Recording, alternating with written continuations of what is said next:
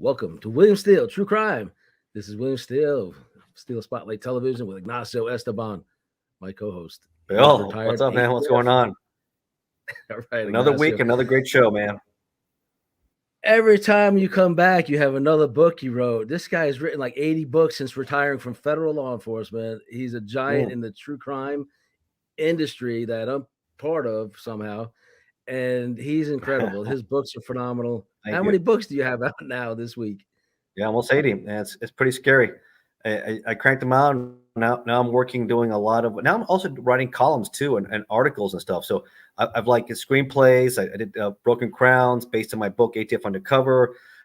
I'm doing so many different things and the shows, and it's exciting. I like it. It's good stuff. We've been doing this now, Bill, for I think a year and a half, and the shows, Yeah. especially on Rumble, man, the numbers are pretty decent, pretty good. So folks, keep on talking, and we talk about things that are relevant, they're current, things from the past, true crime. I mean, we delve into everything, and we do our homework. So we're not just a bunch of empty talking heads either, folks.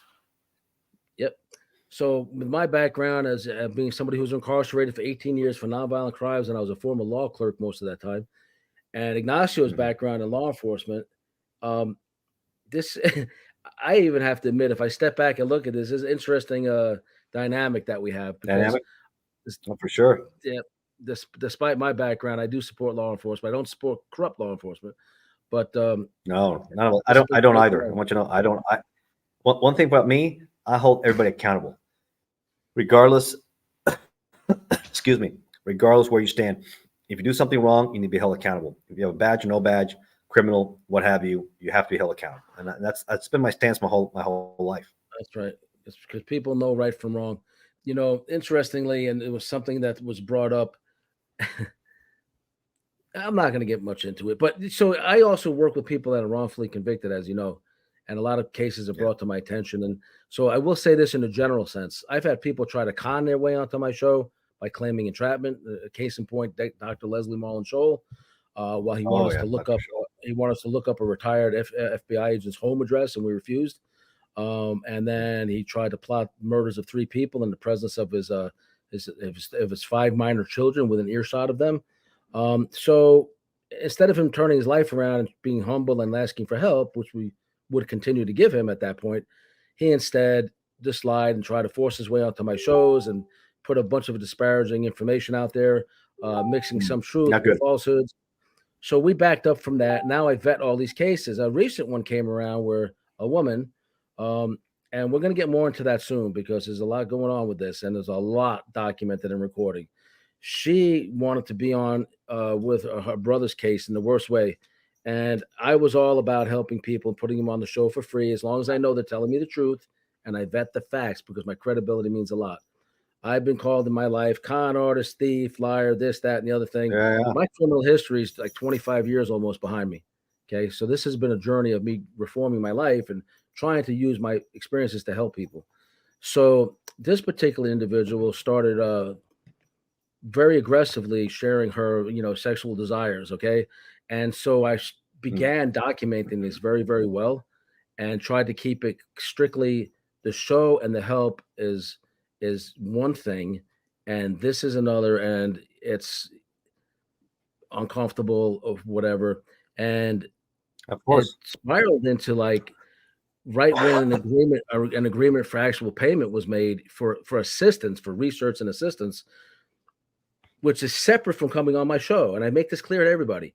You could come on my show for free. I don't charge the people to come on my show to tell your story. If you have an inspirational story or a wrongful All right. conviction case, I'm going to check your facts out, especially after what this Dr. Soul did to us. Um, Oh, so I started vetting it. The story seemed very plausible. I spoke to you about it privately. I spoke to others in law enforcement, federal law enforcement, to try to re-engage this case. I won't do that anymore on this particular matter. But so she tried to pressure with, oh well, I don't have money, sex this, sex that, sex. There's way more to it. It's documented. A lot of things have been recorded, and instead of just backing up, they dug in and tried to blackmail and extort myself and Mary in the last few days. So they don't realize oh how my God, much is that's awful. already well That's documented awful. on the other side, including her defrauding the government and a house and this and that and social security payments and swingers clubs. There's a whole big thing going on involving this right now. stay tuned because people want to push. Yeah, it's something. We have Definitely the facts. We have the everyone knows what's facts, going on. the evidence on our side. So Well, we've I'm done sorry to nothing hear that, wrong. Bill. Hopefully, We offered exactly. extending our help. We offered to extend our help, and things were deliberately recorded to document what the hell was going on. So there's way more documented than they even realize. Well, we'll keep, definitely keep us tuned what's going on, Bill, for sure. Yeah. So Well, I a want to lot talk to you else. about. Yes, Go ahead. Go for it, a lot, Ignacio.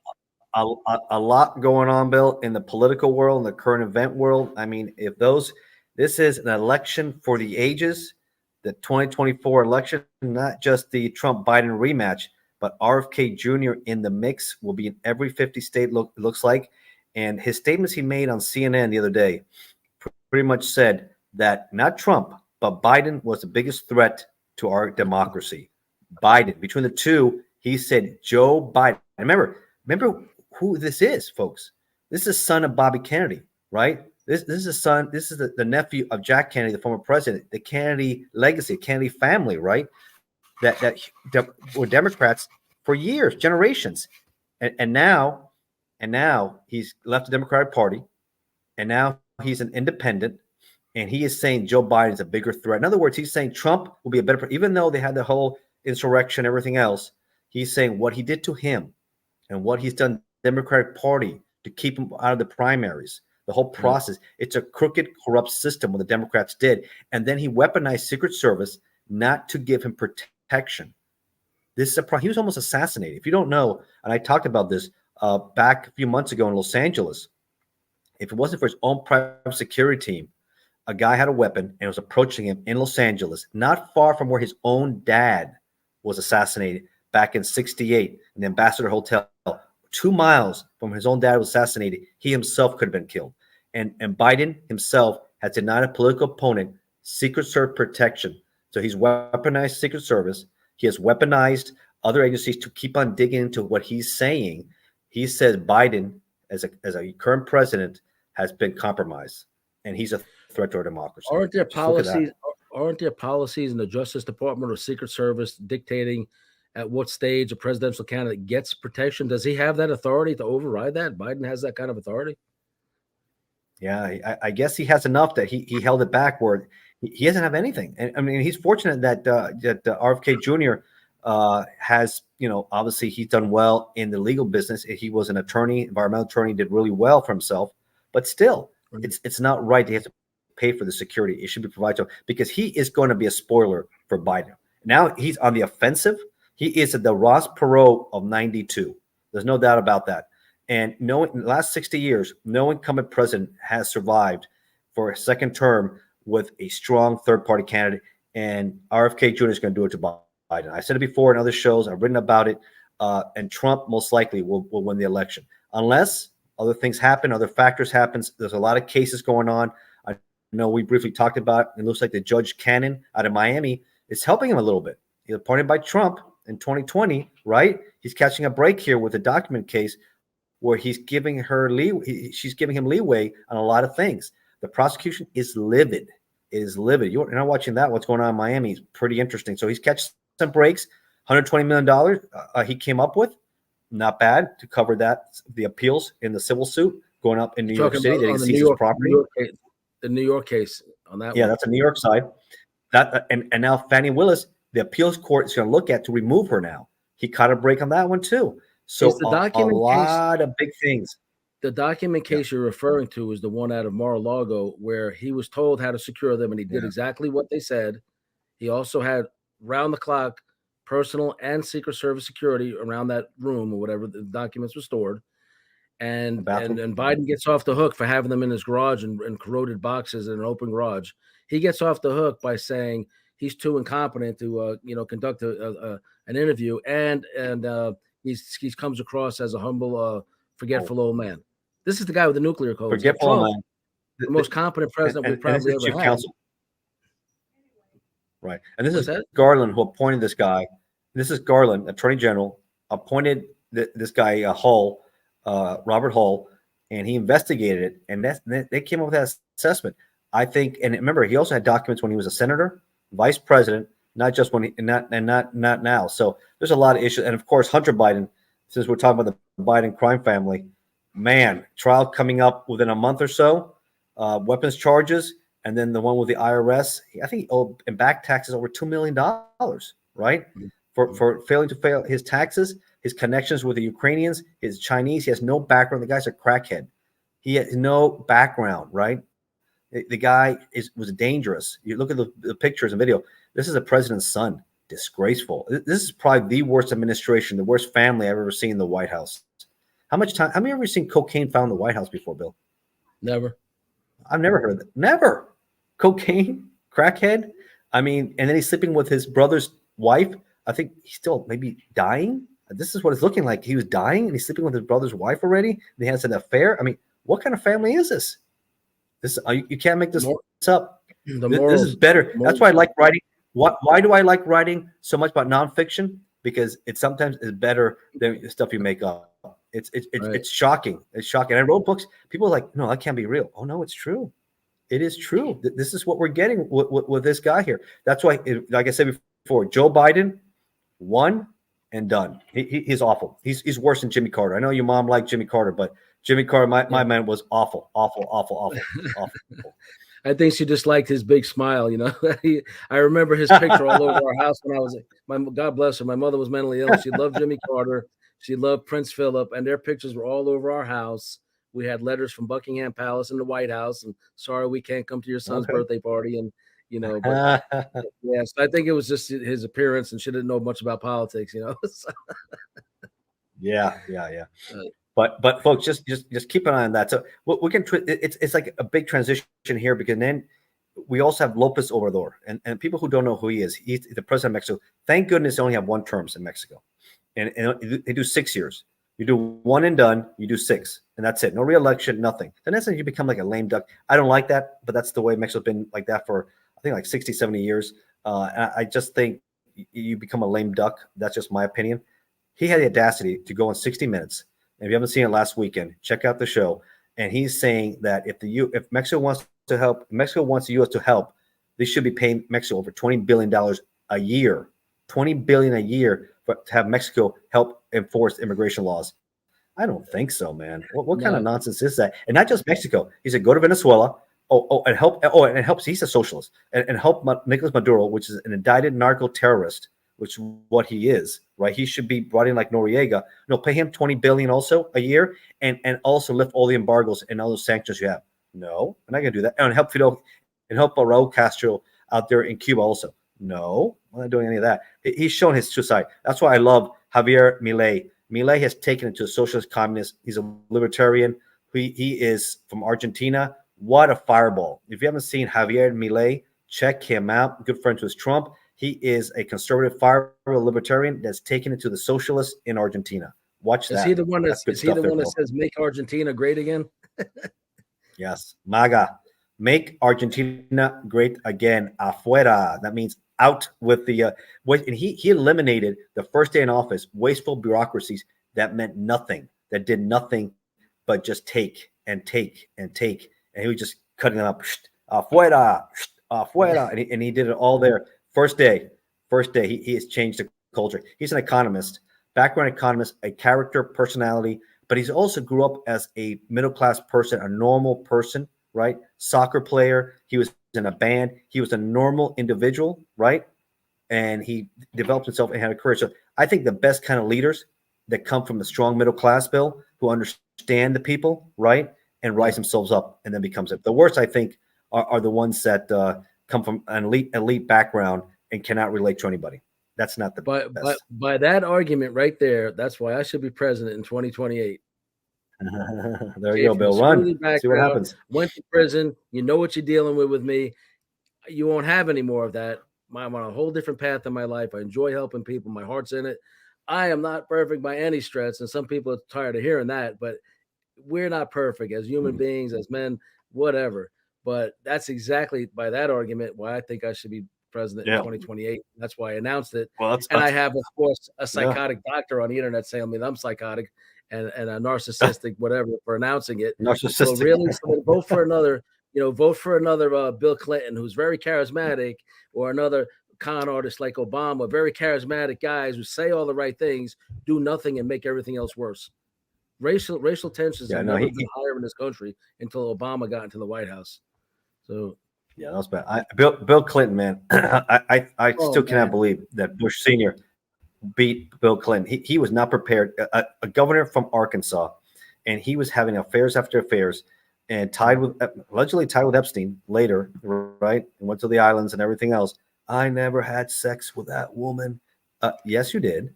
And you had the cigar. Want the proof? Right? Want the all proof? Those things. Does my audience and your audience want the proof? There we go. That's the book I wrote about my experiences with Ghislaine Maxwell and the things that I personally saw at the Palm Beach mansion. And I got the hell out of there with evidence, got it to authorities, was completely ignored, and they were allowed to continue their crimes unabated. What do you think his relationship with Epstein and Clinton were? This book mentions. What do you think Clinton and Epstein? Exactly what it's been reported to be. Exactly what it's been rumored to be. Because rumored to be and reported. Yes, and it's recorded, and I've seen videos. So read this book. I detail them in this book. Yeah, Ghislaine, Sensational, Impure, written by me. So. And Hillary Clinton, she was an enabler. She was also an enabler there. She's in my book. I'm so happy that she did not win. I'm so happy she did not win in 2016. I name her in my book, and Adrian Martinez from Invest in Yourself, right? Nice guy, does shows. Yeah. Okay. So Adrian, one quote of mine from that particular book that I just had on the screen on TikTok got him like 4 million views in 2 days. Somehow the Clintons or somebody had it pulled off TikTok. He said, "Man, they pulled your interview down like immediately." What was the quote that they pulled off? I'm not going to say it on this show because I don't want to lose my channel. You want to know the details of. Now, read the book. You, of course. Read the book. I'll send you one if you want it. The details of what I said are right here with the proof, so they can't hide it any longer. I just saw, since we're talking about Epstein, I saw an unbelievable documentary on Netflix on Epstein himself and his lifestyle and his growth and where he gone. Man, there's a lot of detail. That guy was a sick dude. What a sick guy he was with these girls. He brings them in, he lures them in. What a sick guy. What a sick guy. It's in my book. It's in my book, and some from public record, but a lot from my experience of actually, unfortunately, knowing them. And the way I met him, and I had pulled a gun on him at a restaurant called Taboo. Remember, you told me under a table. Yeah. Yes, under a table at Taboo on Worth Avenue, right in the middle of it.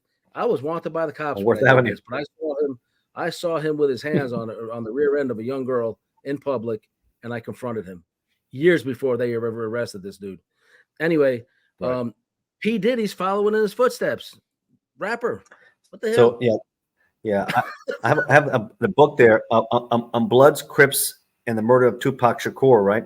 And the connections between Death Row Records and Bad Boy Records, right? P. Diddy, Sean Combs, and a history of bad blood between these guys and things going on where maybe Suge Knight won him. Because remember, Biggie Smalls, we talked about on some previous shows, so please check it out. But I'm going to a little synopsis here. Don't forget that less than 6 months after Tupac is killed in Las Vegas, right, by, it's going to be Southside Crips. Then Biggie is killed in Los Angeles about 4 or 5 months later, right? And allegedly, there was some rumors out there and been reported that Suge wanted payback also because he was almost killed.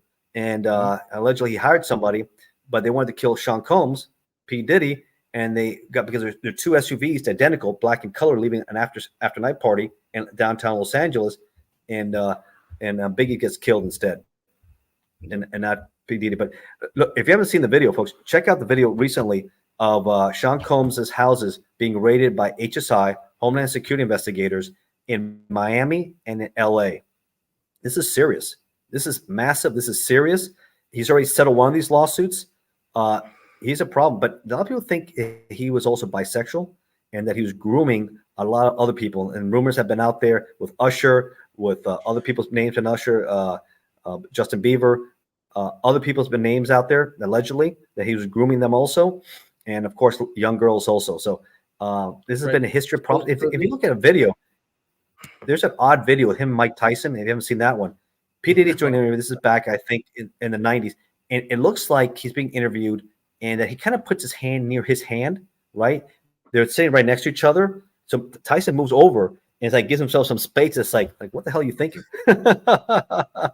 He's lucky he didn't get clocked. He got That's a right boom, hook. and left. That's a right hook. I remember Uppercut. Tyson's favorite punch would be the uppercut. Uppercut. Nice. Man, listen, I think P. Diddy's done. A lot of this is, from other reporting and stuff that's alleged in court proceedings. A lot of I saw some of the court filings. There's photographs in there of actual, blurred out, but you can see what's going on. And according to reporting and legal filings, he's doing exactly what Epstein did. He had something called freak parties at his various mansions around the country. And according to sources, there was hidden cameras everywhere. So everybody who's gang affiliated, who knew him and was there, celebrities who knew him and were there, young and up and coming celebrities who knew him and were there, are all on video compromising situations. Now, I saw the other day where Suge Knight has some kind of weekly radio show from his prison cell, some probably show like this. And one of the comments he made last week was, and I'm paraphrasing, Diddy is done. He doesn't have long to live. So I don't know if he was putting it out there that he wants him done because maybe he's one of the people on camera, who knows? But that's what I said before. Allegedly, back in the 90s, after he was killed, that he won him. There was that animosity, that rivalry. But now we have the trial of Dwayne Davis coming up, and I've written about this, and I'm talking about different shows there. 27 years later, after the murder of Tupac and his role, and he proffered to this bill. This is the weird thing. Back in 2008, he proffered with the FBI and a task force, not only to find who killed Tupac, but who killed Biggie Smalls, Christopher Wallace, right? Mm-hmm. And he admitted that they were angry after what happened to his nephew, Orlando Anderson, getting jumped and beat down at the MGM Grand lobby after a Tyson fight, right? This is back in 96. This is September 96. And they had their tools, as they said, right? These guys are gangsters, Southside Compton Crips gangsters, right? They're hardcore. These are murderers. These are killers. They're waiting at Suge's Club, 662, which, by the way, if you look at the numbers, dial up 662, it stands for MOB, M-O-B, which is Mob Pirus, right? This is the group that these guys were associated with. Be careful who you hang out with. And these are two major rivals. The Mob Pirus in Compton are major rivals. Bloods and Crips, bad news. Is all this ongoing civil war in our country, right? Because these are brothers against brothers. People grow up neighbors. This has been over since the late 60s. This war has been going on. It hasn't stopped. And it's an ongoing feud that has not been stopped in this country. So real quick here, this point here about this. Mm-hmm. So he is now being charged with his cooperation, because you know what happens? Dwayne Davis, Kiffy D, runs his mouth on Vlad TV. He runs his mouth on bragging. Pretty much he provided the weapon that they go up and shoot him. And the only reason why they got Tupac, because Las Vegas Boulevard, if you've been there, it gets very crowded. And they're in a black BMW, which is easy to blend in. And they're in a white Cadillac, but he's waving outside to some girls out and I said, oh, there he is. They pull up around and lit him up. Yeah. I want to remind my audience, Ignacio is retired ATF agent. He knows exactly what he's talking about with the history of these organizations. So you're getting it from that I do. And I did a show for the History Channel, like you said, Gangland Chronicles, talked about the same thing I just talked about with you about that. And it's all been reported, but you can see the videos yourself. That's the beauty of going back 90. You watch the progression, everything that happened there. And my question is, why did it take 27 years? Right. It's pretty clear what happened there. It's sad. But the only one survivor is left because Orlando Anderson is dead. He died in a gang shooting a year and a half later. The other guy in the car is also dead. The only guy left is this guy. And hopefully he'll get life imprisonment, life for what his role was, because he orchestrated, he masterminded it, he provided the weapon. He didn't pull the trigger because Anderson was near the back seat and he was next to him, so he lit him up. And plus, he got victimized in his mind. He got jumped by these guys, and he went payback for two. This is pretty much payback for embarrassing me. I'm a Crip. How dare you? Read Ignacio's book on the subject. I'm going to pop it up on the screen. Links for our books are in the descriptions. And the other thing about that case is that, what's this, Henderson? You said the guy that's been talking, the one they arrested, Dwayne Davis. What was his name? Dwayne Davis. Dwayne Davis. Excuse me. Yeah, Dwayne Davis. So, didn't the judge just release him because he has cancer? He's looking at life. He's got cancer. He's going to flee. Why would the judge release this guy? No, they have, he said he would consider it, but he has to still make bail, which is almost $1 million. That's still a lot of money, and he has to show that's not drug related, and he hasn't satisfied that yet. No, good luck, right? But you know, he pretty much shamed the authorities to making these arrests and you know why? Not only he lived in Compton, but then also you move to Henderson, Nevada, not far from Las Vegas, where it all happened, and you're doing these shows online, and you're talking and boasting and mentioning all this, even write a book about it. What the heck? They had no choice. They had to do something, right? And right. they did. He was just and they did. quiet. Now he's like you said, he's embarrassing and shaming law enforcement. You know, they cut a deal with the killer for whatever reasons, and here he goes violating the deal by talking about it. Now the cat's out of the bag, so everybody looks bad right now, and his life's over with because he can't keep his mouth shut. He wanted to look cool. You know, Vlad TV. He has millions of people watching. He said, "Man, I got 2-3 million people. I'm a celebrity. I'm a legend of Compton." You know, he wrote a book like that. That's what it's titled, "Legend of Compton." Compton Crip Gangster. Unbelievable. He'll be a legend. He'll be a legend in the state prison system in Nevada in a few months, hopefully. So. Hopefully, he deserves that. Justice for the family. This has been ongoing saga. Like you said, this has been a big thing in the hip hop world for a long time, and I'm hoping they find the killer for Biggie Smalls too. That's the other one that has to be held accountable. I don't know much about all these battles other than what you've been educating me. I saw a few documentaries, but like with him, Tupac and Biggie, I think they're both like originally New York guys who basically got along, and everybody else was trying to act like there was a wedge between them, and they ended up both dead. I mean, what is wrong with people? Let them enjoy their life. Everybody enjoy the music, and that's it. It's not complicated. You know why? Because the guys behind it, Suge Knight and P. Diddy, obviously it sells more. You know, more drama, the more records you sell, right? Instigating drama between people that just want to make music. And it appears P. Diddy is going to be be locked up, I think, or it looks like indication. You don't have those major search warrants like that and all that evidence unless your whole game plan is to put him in incarceration. So civilly, he's already in deep trouble. Now he's looking to be criminally in big trouble. Listen, his name was Puff Daddy. His name was something else before that. Then P. Diddy. Then he became Brotherly Love.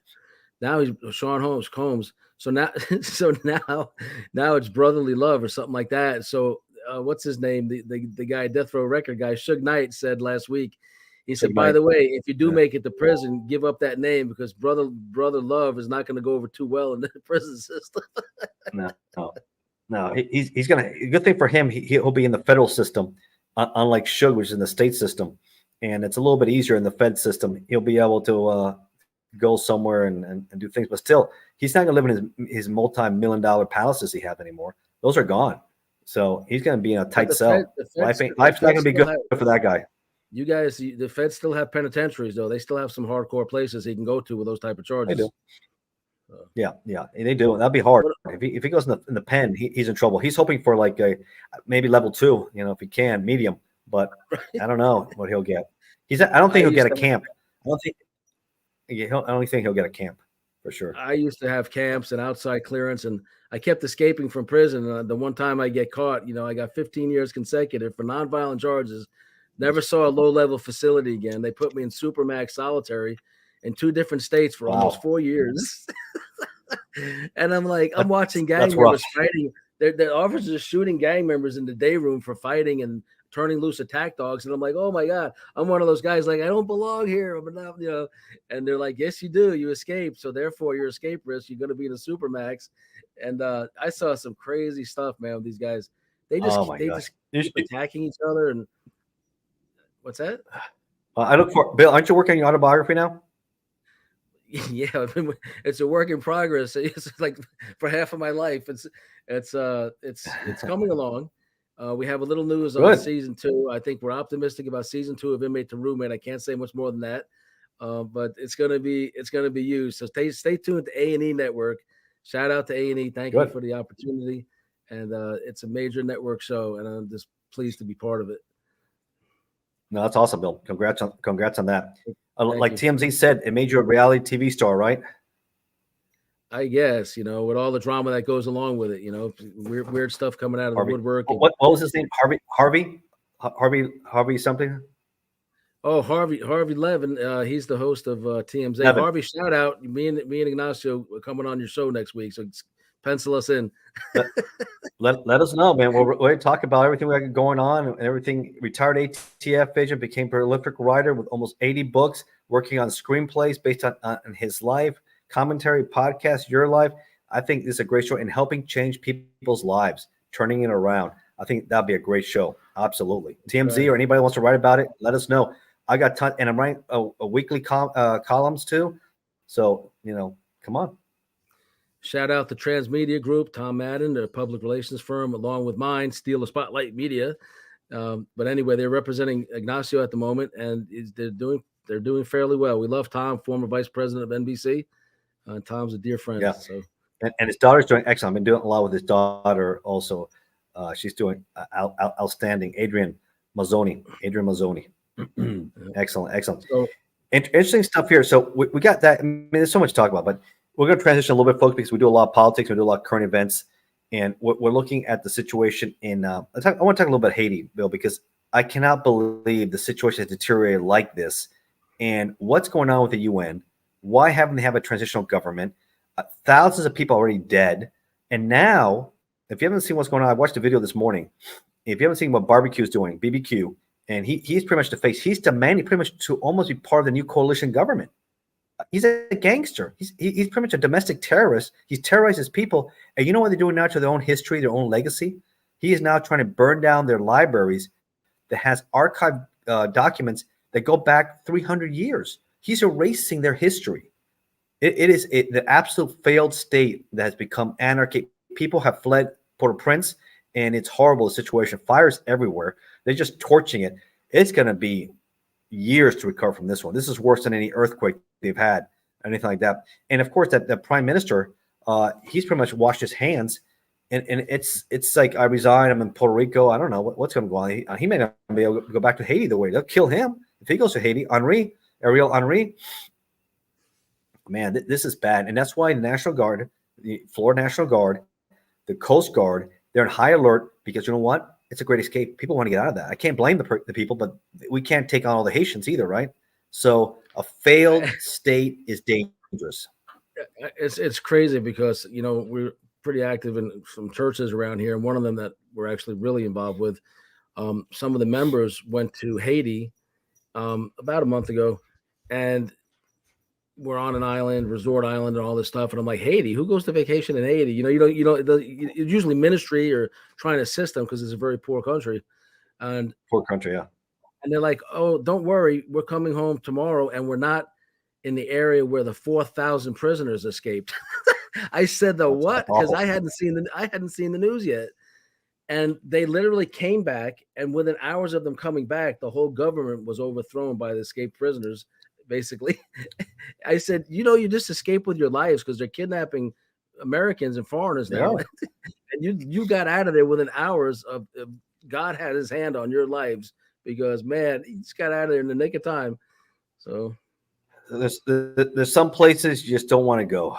And Haiti is not even anywhere near any of my bucket lists. And there's certain places you have to relook and say, that's not a great. I mean, I went to Venezuela before Hugo Chavez took over, right back when he was elected back in 98. I was there in 97, a year before. And Venezuela was a beautiful country. We went to the Margarita Island, Isla Margarita. We went to Cocha. I mean, we really had a great time, my buddies and I.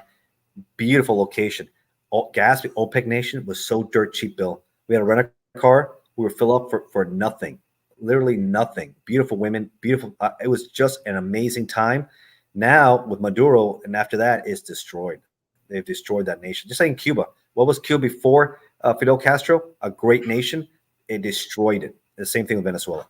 And they're so petroleum rich there. They could be living like some of the Middle Eastern countries like Saudi. Should be. Venezuelans should be so affluent. They should be getting their monthly dividends from the oil revenue. They have, in case people don't realize, the gas station around the United States, what's it called? Citgo. Citgo is a Venezuelan national petroleum company. It's not American. Yeah. And they're not just here, they're everywhere. The Gulf of Maracaibo, Venezuela, is loaded with oil fields, and Oh, it is. the government officials is just stealing every penny from these poor people, and they're coming here A in lot of mass. corruption and a lot of drugs, Bill, too. A lot, and not only that, he's also narco terrorist, weaponizing cocaine. It used to be called the FARC. There's a different group now, and now they're weaponizing, bringing it through, and of course he's using his military to do that, to come through Mexico, working with the cartels. This is garbage, man. I'm hoping with Noriega that Maduro last days, just like Noriega or Chapo, whoever, is in the federal pen. That's where he deserves to be, because obviously they can't. And because remember, he stole the last election. There's someone else that won it, and hopefully they bring them back. And that's where, and you know, the big push, like I said, Javier Milei, he's calling them out. So at least you have now a conservative push now within South America to help push these commie socialist drug traffickers in and out of where they're at now. So those are things we're all watching. It's an interesting situation all over Central America and South America. They even give so much money to their security details and their military guys to put a ring of protection around them. Like, it's unbelievable. I remember he gave a speech, Maduro, a few years ago, and somebody flew a drone directly towards his face with an explosive on it. The drone. The drone, Yeah, excuse me. came close. It was in the news, and it exploded not far from him. It almost got him. Almost came close. They came close on that one. I know his wife was panicking. And he was telling her, oh, "Stay still. Don't show fear. Don't show fear." He's like, "You're an idiot, dude. You came close being killed." Right. Everybody's vulnerable. There's not one of us on this earth that's invincible or untouchable. Unfortunately, I know. He really believes that he's untouchable. You know, that's the problem. Like a Gaddafi, like a Maduro, like a Fidel Castro. You know, these guys think they're untouchable. They get a godlike complex that this is my universe, this is my world. No, at the end, you will also expire. And I love the way how Gaddafi went out. I wrote a book about Gaddafi, The Rise and Fall of Gaddafi. Very interesting book. If you haven't seen the video, go check out the video how Gaddafi's last moments on this earth ended for him. The death at the hands of his own people, hiding and cowering for his life, being dragged out of that sewer tunnel and being killed and beaten and shot. That's the way that guy is. He's a terrorist too. And never forget about Lockerbie, what happened at the Pan Am flight, and Americans that were killed and other people that were killed in that flight. Never forget about that. The guy's garbage. Yeah, I remember that. As a matter of fact, he was shot in the head with his own golden gun. Some young kid with a New York Yankee hat. They were beating him. I heard they put something up, you know, his thing. Whatever, yeah. And that kid went and finished him off. And a lot of people said, well, that was the end of Gaddafi. Yep. And he was screaming, "Brother, why do this to me?" And like, did you forget all the people you killed and mutilated and disappeared and, you know, and stole billions of dollars in oil money to enrich yourself? Yeah, he really became very corrupt. He came in the system. He wanted to, and I remember I wrote a little about this guy, and I think we did a show before about tyrants and killers before that. That's a book of mine too, by the way. Yeah, he came very poor guy. He had a complex being a very poor. His father was a camel herder, right? They lived in tents and they lived in the desert, Bill. Very tough existence, right? He joined the military. He went up ranks. And he asked questions. He says, if I was to pull out, this is his professors, a revolution, a coup, how would I do it? And the question they told him is, you have to have the military behind you. Once you get the military, anything is possible. And that's what he did. That's why he became Colonel Gaddafi, right? And that's what he ended up pulling off. But he became a socialist. He was an Arab socialist. In other words, he liked the communist system, but he wanted to be for the Muslim people, right? Arab Muslims, because he didn't like other ethnic groups and other minorities, and he would oppress them also. So he was just a brutal, awful dictator, and he helped supply battles. He hated Israel. He said he helped fund the kidnapping of the Israeli athletes that were killed in '72 in Munich. He was behind that. He helped the funding of those guys also. So he was behind a lot of things. 2 American servicemen killed in Berlin. He was behind those killings at the discotheque. He was behind the bombing of Pan Am flight, I believe 103, as in my book, that was or Lockerbie. He was behind that also, security team. Later he admitted he was behind all that stuff. And at the end, he got what he deserved, which was great. But now, unfortunately, Libya is a big mess too, Bill. So that's unfortunate disaster there. Same thing, like you said, with Iraq and all that. We were going to discuss also, there was a massive massacre in Moscow at a theater, a concert event. What happened there? Concert event, yeah. Similar, very similar in some ways to what happened with Hamas in Israel, right? They're picking these venues. So this is something people need to think about, the trends, because look at the same groups, right? Soft targets, open venues, soft security, a lot of people unarmed, right? That's what happened there in Israel. This happened here in Moscow. It's happened in our great country also. Look at Las Vegas with Steve Paddock. He was the mass shooter that picked apart the concert there in Las Vegas, sniper style, right? It happens all over. 140 something dead, right? AK-47s, right? Lighting people up, killing people, massacring people. ISIS-K, right? Why are they doing this? They don't. Remember, this is another Christian nation. What they don't like about these guys, what they did to the Chechens, right? Which was Muslims, a big section there. This is payback for Chechnya, and this is payback for getting involved in Syria. How come you get involved in Syria? Because they want to take over also in Syria. So Russians were involved in Syria, and they destroyed Chechnya. Well, they're hated by the extremists in there for sure. So this is what shows how and as alleged that U.S. intelligence warned their intelligence, be careful, a major attack is imminent. Putin laughed it off. Look what happened. Yep. And I saw when the Russian, I guess, security forces chased down some of these guys, and some filmed it on their personal cameras and posted it around. They had them down, and one of them's getting beat up pretty good by the soldiers that caught him. And they hold his head up, and somebody yells, "Why did you do it? Why did you massacre everybody?" There's 140 people dead. And he says, "I did it for the money." He said, "For the money, no ideology, nothing. In that case, for the money." So the people behind this evil ideology have the money from stupid supporters like these liberals who think it's okay to support these groups. And this is what they do. They turn it around and massacre innocent people at concerts. So he said, for the money. Okay, so soldier of fortune type, maybe not ideological or whatever. Another guy, they were holding him down after they beat him up, and you see the soldier. Now, we're going to be graphic here. If you don't want to hear this, time to shut this off. But this is in the news. It's been reported everywhere. Grabs the guy's ear, and you can see him on camera after they beat the guy up who did the massacre. One of the guys, they take a big knife off his sheath. This is a soldier, and saws the guy's ear off right there on camera. And he goes to court. His face is this big, his ears patched up, and he's in court. They're looking like they're drooling and they're all messed up. So this is the difference between living in the United States and living in Russia. Because even if you do something horrendous here, you might get roughed up by certain cops. But as a general rule, it's not going to happen to most people that get arrested, especially in this day and age with all the cameras. I mean, it's a little tougher for the police to put their hands on you. I mean, them being terrorists, I'm surprised they didn't light them up and kill them and saying, "Hey, you're a threat to us," and whatever. But they're gonna have a trial, a so-called trial. How that's going to be, and they'll get the death penalty soon enough. They'll all be executed. I bet it'll be pretty quick, and I bet they'll be executed by the end of the year, Bill. That's my words. These guys will be executed by once they get their intelligence, they'll be waterboarded. They're going to be tortured, severely tortured, and then they're going to have a quick little trial, and they'll be executed soon enough. And that's what they're going to happen to those guys. But Russia has a big problem. I think the big point here is, wow, Putin thinks he has control of his country. You know how he brags about how much control he has. That's a disaster for him. That makes him look weak, just like he did his other guy from the security from Wagner, made him look weak. This makes him look weak again, and I think Putin's days are numbered. No way he can. He's already in his 70s. There's too many things happening. I don't see Putin surviving. People are getting tired of living in Putin's world. I think eventually he'll get his own. So interesting stuff happening there. Russia is vulnerable. Look at that, folks. Russia is. You know what's scary about them, Bill? They're a nuclear powerhouse. They can hit their nuclear generators also. That's a big problem for Russia.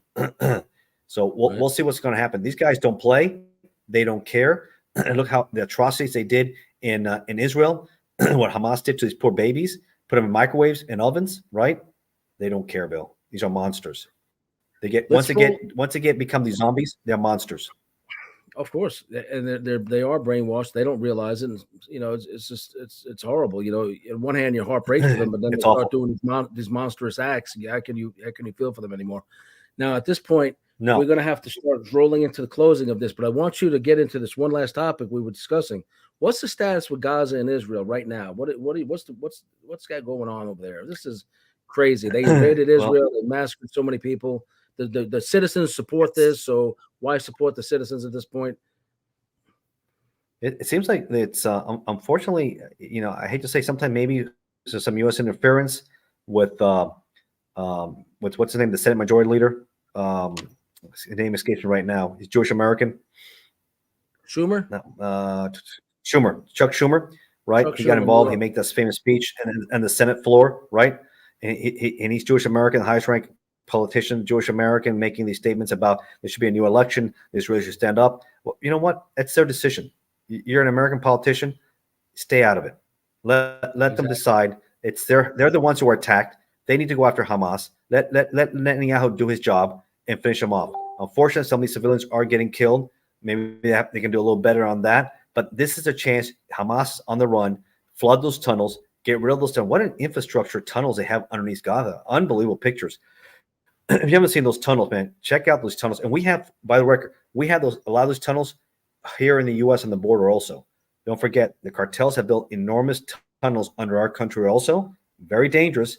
And a lot of these tunnels are also in Guadalajara and other major cities in Mexico. So the cartels, these guys can escape, like Emencho, Cervantes, just like Chapo did, Rápido, which was also nicknamed for him, how he escapes very quickly. Elaborate tunnels these guys have, and that's how he got out of prison. Yeah, these guys have it too. They need to take care of business, but things are getting ugly because you know why? Biden needs Michigan to win this election because he's going to lose Georgia. What happened with Fannie Willis? The border, he's going to lose Nevada and Arizona. Well, that's it. He needs one more. Trump needs one more to gain. He wins the election with the Electoral College. Michigan looks really bad for him. The Palestinian Americans are not going to vote for him. So he needs this to win. This is why he's doing it political. Shameful. All right. So I also want to roll into shows eventually with you, with Frank Lordi, our other co-host. We had a great time with him last week. He said it was the most fun he's had in a long time. He loved coming on with you. He said it was wonderful. So shout out to Frank. That's an awesome show. Yep. So a lot of things are happening. Shout out to Sandy Modell. We're still looking for the arrest and prosecution of your son's murderer. So Ryan, God bless you, Sandy. We're on your team. That being said, I want to roll into some shows here going forward. Everything we're still doing, but set aside maybe 10 minutes for technology and ideas for more focus because we do a lot of crime prevention on technology applications. For example, active shooter. There's now an AI technology when the guy arms himself outside of a school, AI identifies if he's holding a pizza or he's holding a gun and alerts them inside before he ever gets through that glass, opens the door, or rings the bell. And let them know there's an armed person outside. We need more technology. So unfortunately, we need more. We love it and hate it, but there is a need for it, and it's to protect schools, especially in churches. That being said, let's do some more shows on that.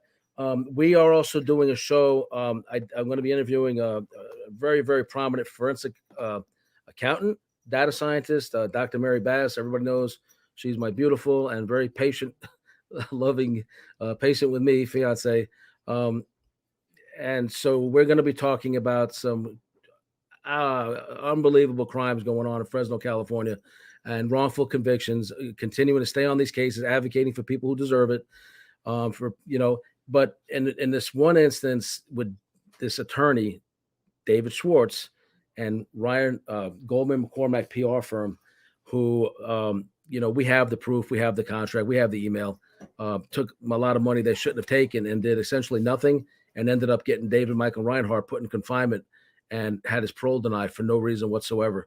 So we are definitely doing an expose on this. Now, the update is, wasn't David just fired from his firm like recently, like yesterday? David Schwartz and Brad Gersman. David Schwartz. Okay. We're also a lobbying firm. They do lobbying called Gotham Public Relations. Gotham Government Relations and Communications. Right. They fired a gentleman who had worked with them. Allegedly, he's on video making Islamophobic statements. Now, David Schwartz come a little closer. Had previously sent me some communication via USPS regular mail, which I, as a Jewish American, found to be very anti-Semitic. I wrote to David Schwartz. I wrote to Brad Gersman, his partner. I called them both out on this and asked for, at the very least, clarification or explanation, and received crickets. So, I'm very interested to speak with this former colleague of theirs that was just. But David Schwartz is gone from that firm now, right? No. They didn't get rid of him yet? Well, they fired somebody else entirely for being Racist. Because he probably has dirt on Lot the rest of the of firm. stuff going on. Great to let him Lot of stuff going on. And let's not forget about what I'm going on with Bill with Buc-ee's, right? The Buc-ee's. battle Let's get with into that Buc-ee's real here. quick. Okay, Buc-ee's is a gigantic gas station. About 150 Huge. gas pumps, gigantic tanks. They're trying to build one in Stafford, Virginia. We say thumbs down. There's a link in the description. And Ignacio, quickly tell us Next what to the my heck's house. going on with Buc-ee's. No, I've been getting involved. You've seen the petition I put together, right? And I appreciate Mary's comments in there also. You guys are very helpful. And I have over 50 some people already have signed it, right? Is the commissioners are aware of it. They're supporting us. I have a lot of people been talking to. Big push. No one who lives out here. It's a beautiful residential area. High homes, beautiful residential. You don't build a Buc-ee's at that size near this. You build it somewhere else. So it's a lot. There's environmental issues involved. There's criminal issues involved. It's going to bring, and I put in the FBI statistics. I think you guys saw it. When you build, and it's not even this size, just any gas station, convenience store, you have a percentage increase in crime. And Bill, with your background, you have 1,000 parking spots. You have a convenience store almost the size of a Walmart, and you have 120 something gas pumps. What are you going to do there? Especially you look at high-end homes not far from there. What are you going to do, Bill? It would be a great place for me to get up to a nice neighborhood, go in, get myself a drink, sit in the car, listen to the police scanner, put my liquid glove on and things I used to use, get my lock picks ready. I take off all the jewelry. I throw on a wedding band, and I'm not going to tell everybody all my tricks, but I look like I fit right into your neighborhood. And that's a good staging area. That's a parking lot of that size was always a good place to stage my burglaries. Go and do them, come out, look at, assess my surroundings. It was also in the cocaine trafficking, gun trafficking days I used to do in the 80s and 90s. A very good place, crowded mall parking lots to do transactions, trunk to trunk, car to car, where you're not concerned about the other bad guys you're dealing with ripping you off or killing you in a totally public place usually. If you don't fully trust them, you want to be and as a law enforcement, those are perfect places to do those kind of deals also. I would agree. I've done quite a few in those. But it's also very dangerous for Bill. It's also dangerous when you see, I was reading about child abductions. That's right. Kids get abducted very easily in those kind of environments. You don't want to bring, because you have coming in and out off 95, you have these sexual predators, right? And they're going to stop by and they're going to hang out and they're going to watch and they're going to pray. And if not at the parking lot, like you said, man, this is some nice homes. Let's see if any kids by himself riding the bike, right? Those are the ones that always disappear. The kids are by themselves on the bike. They come up, pull up in the van, snatch them up real quick, and off they go. Those are the things you want to avoid like this. I want my audience and the citizens of Stafford to understand, Ignacio or I are not fear-mongering to prevent this project. We're citing from life experience, his in law enforcement and mining crime, and from Justice Department statistics, that these type of environments are breeding grounds for crime explosions in the neighborhoods where they're built. Stafford's a very affluent area. It doesn't deserve something of this magnitude built there. Yeah, and also one thing, Bill, is like we're not anti-capitalist. In fact, we're very capitalist, but everything has a place. And that does not go up next to a residential community. That goes up in all the Buc-ee's I've been to. I've been twice, once in St. Augustine and one in Daytona. They're more separated. It takes forever, Bill, off 95, both of them, to get off the ramp because the demand in parking is insane. So you imagine living on that, where just to get home, it may take an extra 30 minutes just to get off the ramp.